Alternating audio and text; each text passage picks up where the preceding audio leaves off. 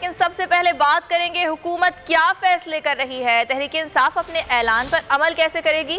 Chairman PTI Imran Khan ने पेशावर में core committee का इजलास तलब कर लिया है।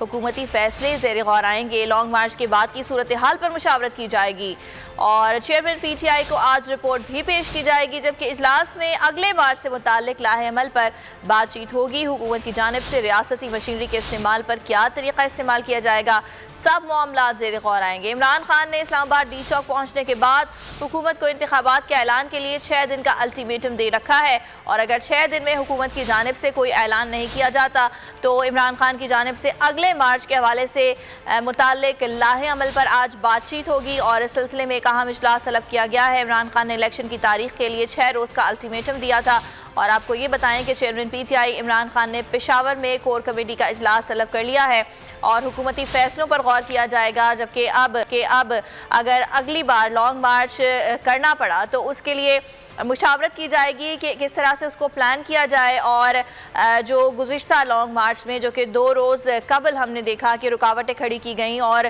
कारकुनान को आगे आने से रोकने के लिए शेलिंग की गई, उन पर तशद्दुद किया गया, रियासती मशीनरी का इस्तेमाल किया गया, तो अब ये तमाम मामलात पर मुशावरत की जाएगी कि अगर फिर से लॉन्ग मार्च किया जाएगा तो उसका लाहे अमल क्या होगा। सब्सक्राइब करें और बेल दबाएं ताकि कोई खबर रह न जाए।